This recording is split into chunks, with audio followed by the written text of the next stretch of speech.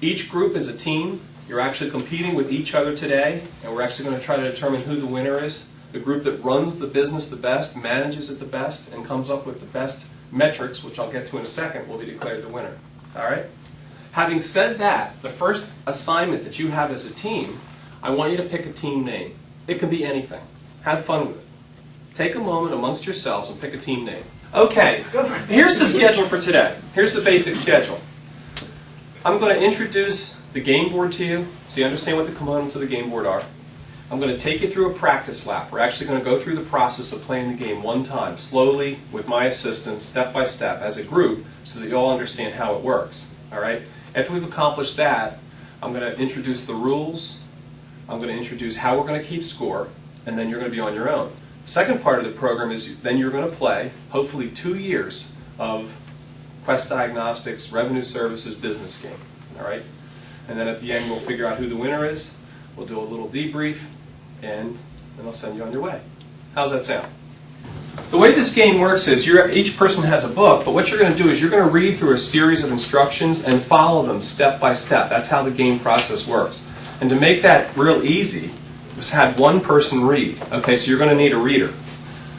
The process of the game is seeing money or chips move around the game board to see where the money goes. So you're going to need somebody to move the chips. You're going to need a mover. No shakers. Also, you're going to be making change. You're going to be making change with the chips, so you're going to need a banker. Now, the last two things are important too. You only have 4 people, but there's 2 more roles that have to be assigned. The 4th person's role, whoever it's going to be, is auditor. Every time you accomplish a step or complete a task, check it off so that you know you've done that and you're ready to go on to the next one. All right? So we need to have somebody who's an auditor to make sure that the steps are being accomplished. And finally, the 5th role, it's going to be somebody who already has another role assigned, is the spokesperson. After you've played, at the end of the day, when we do the debrief, I want a representative from each team to verbalize for us some of the things that occurred. The good things, the bad things, some of the decisions you made, things that affected your outcomes. And I'll help, whoever that person is, I'll help them try to identify some of the things that happened in the game that are noteworthy. All right? So we also need to have I call them a public relations person. So take a moment right now amongst yourselves and assign these roles amongst your teammates. Let's just look at the game board for a second. You see a number of different parts of the game board. It's kind of a circle. It kind of works its way clockwise. We'll start with the cash box in the lower left-hand corner. That represents cash on hand. As you're running your operation, that's liquid cash that you have ready to spend on whatever you need to. The revenue services box is the cost, the expense of running revenue services. Okay? And that includes salaries, your paycheck, which is a big part of it. The next part is other expenses. That's the overhead, also known as overhead, also known as selling, general administrative expense. That is the support, the infrastructure that makes the business work, okay, other than the revenue services expense. Now, when you get to the top of the game board, you'll see 4 boxes. You'll see the obtaining, the transporting, the testing, and the reporting. That really is the essence of your business out in the field. You obtain a sample, you transport it to a lab, you test it, and then you report back to the client, oftentimes a medical facility or a doctor, as you all know. So those are 4 critical components. When you add the cost of those 4 boxes up, that gives you what's known as cost of services, the expense of the services provided. All right? You see that statement at the top of the name page? I'm sure you've all seen it, and maybe you've seen it 100 times, but let me just highlight it. Satisfied employees equals satisfied customers equals satisfied shareholders. I just want you to pause for a second and realize something. Here's what I want you to realize. You are, and you've just signed in as all 3. Do you all realize that you're all 3 of those things? We're surely all employees, okay? The fact that I say you're satisfied customers, you're also an internal customer, because each one of you provides service to somebody else. So it's important to realize that you each have an impact on each other as employees or as customers. And finally, I believe that every employee receives stock from the company. That means you're an owner. You're a shareholder. So you have a vested interest in what this organization accomplishes from a profit standpoint in terms of financial results. So you are, in fact, all three of those things. And I hope you, if you didn't realize that, I hope that you realize that now. In the cash box, I need you to put $850 million. In cash box, $850 million. That means you're taking chips from off board and putting them on board. $850. Also, in less than 90 days accounts receivable, I need you to put $400 million. And let me mention, these are the real numbers, okay? Everybody, these are the real numbers. This is what it really looks like.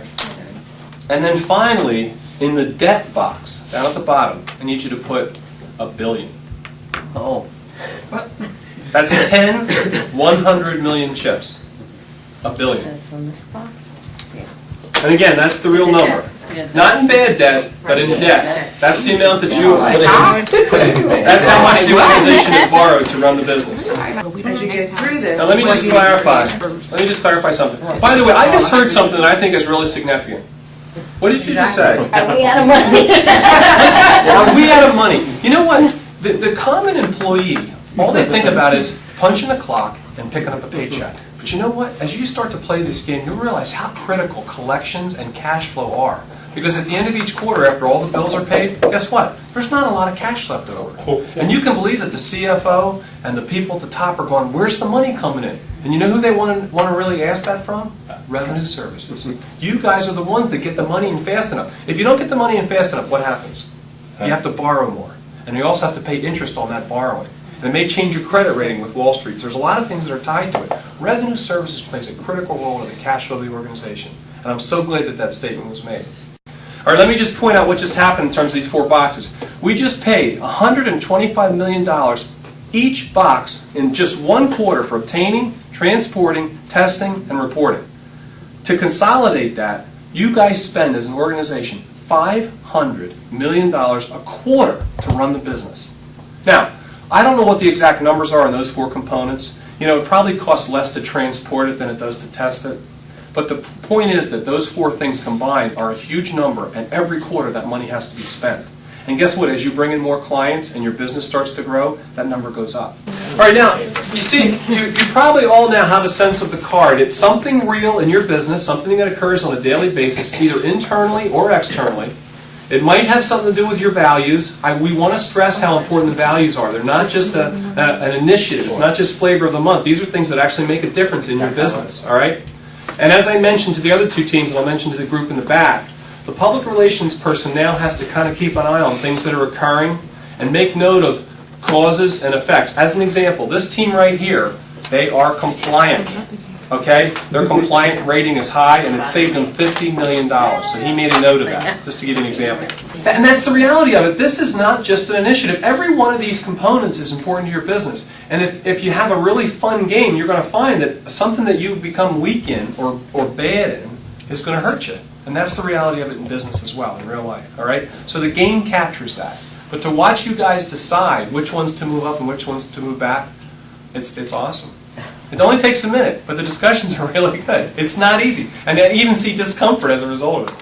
5 ones. Give us 5 we ones. need to do some bill type transfers. 5, We work new bills and call 11, this hurts customer service and delays collection. 21. 21 or oh yeah. If the number is 20 or more, reduce net revenue by 10%. No, I think we have to take 126. Same with the game, right? 126 off. What did it Okay, cost let you? me give you change for that 10. Because our initial customer Here's service change for your person 10. will let Give me the 10. Don't say that. You're just supposed to say that. How do you affect cash?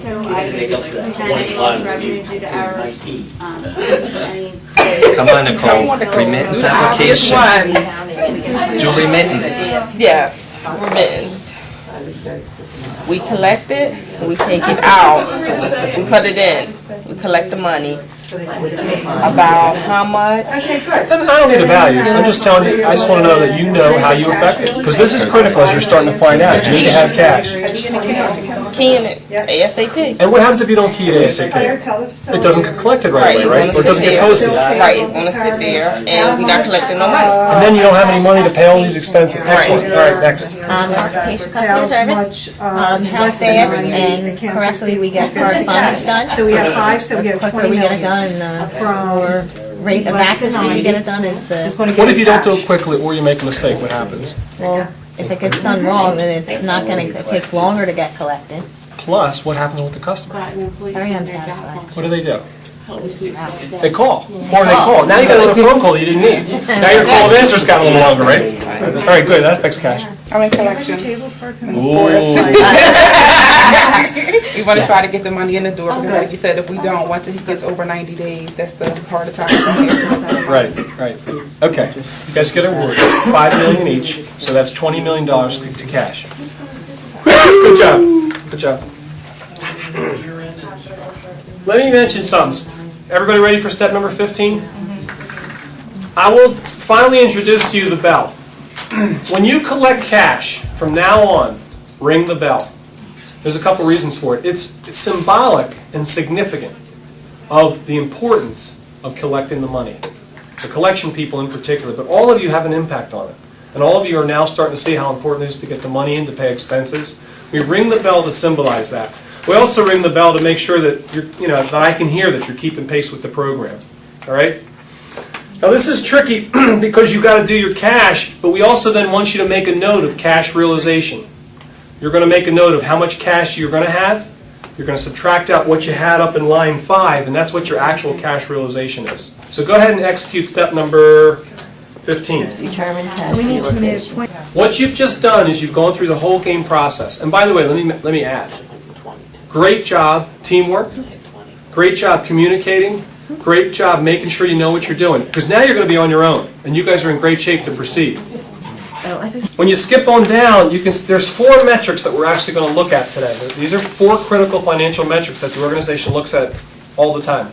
The first one is cash as a percentage of sales. All right? And what that is your cash realization divided by net revenue. In other words, how much cash do we actually get compared to how much we actually build? And this is where revenue services plays a huge role. You guys just did cash realization for 1 quarter.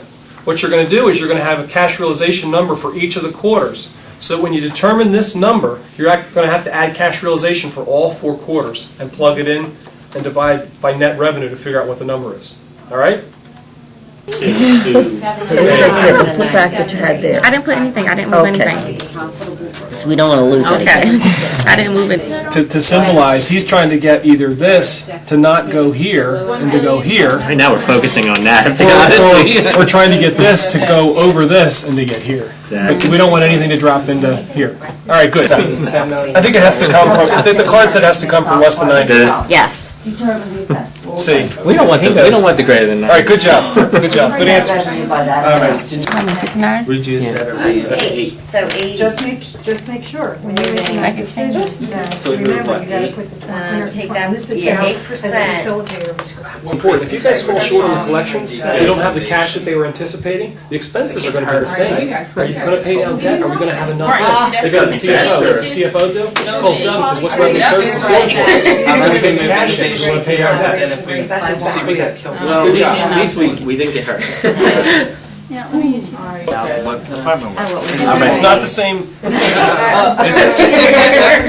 It says call every facilitator, each player, tell what department you work in, and provide an example of how you impact others. All right, not how you impact cash, How we impact another others. department. We want you to understand that you affect other people. You're not in by yourself. It's a bigger picture. All right, go. I'll go first. I'm in collections, and I affect the cash department because the more money I get in the door, that's the more cash they see coming in, they have to kick. So you do a good job, allows her to do a better job. You do a bad job, which you don't. She can't do as good a job. Okay, good. That's 1. How much is it worth? $10 million? $10 million bucks. All right. If you don't do the bill type transfers right, it can drop. All right, you ready? Everybody with me? All right. Did you have a good time? Oh, yeah. I'm sorry. I thought I heard what you said. I'm not sure. Did you guys have a good time? All right. I don't want to stack the deck here. All right. Here's what we're gonna do. We have to put the numbers up on the scorecard to figure out who won. All right. So let me do that first. Remember the teams. Here are the 4 metrics we're going to look at. Cash percentage of sales, bad debt, aged receivables, over 90, and earnings per share. All right? You guys took an average of your 2 years, so I'm going to plug all the numbers in and figure out the score so we can determine the winner. All right? After we do that, then we're going to go back and do a debrief. Each spokesperson will share what they learned and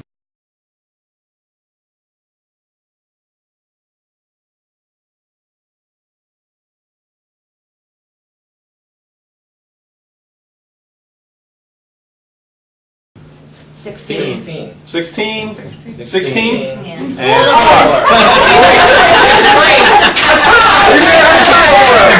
right, congratulations.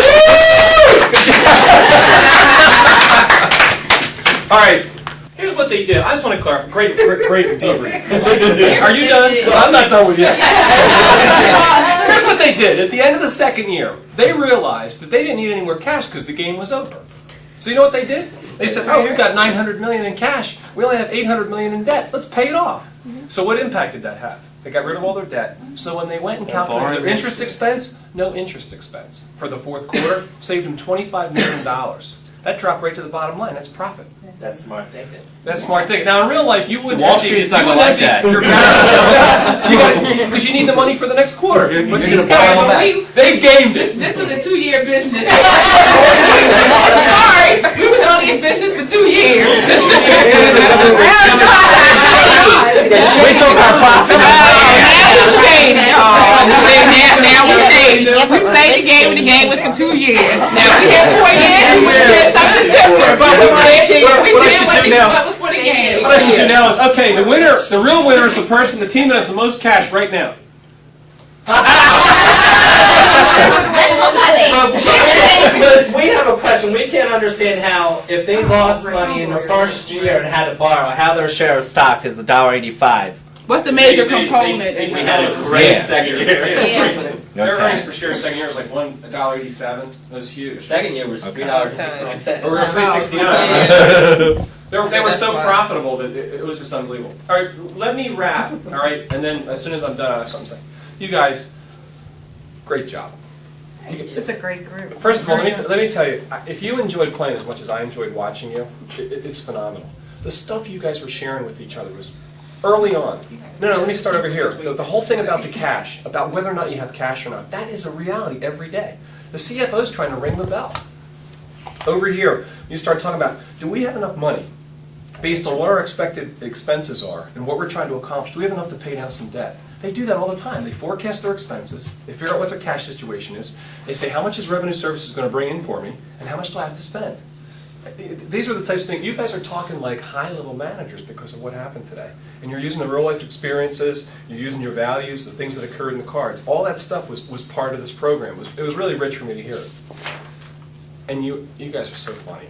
It was a joy today. It really was. Thank you. I don't wish you good luck. I wish you hard work. Because good luck comes to those that work hard.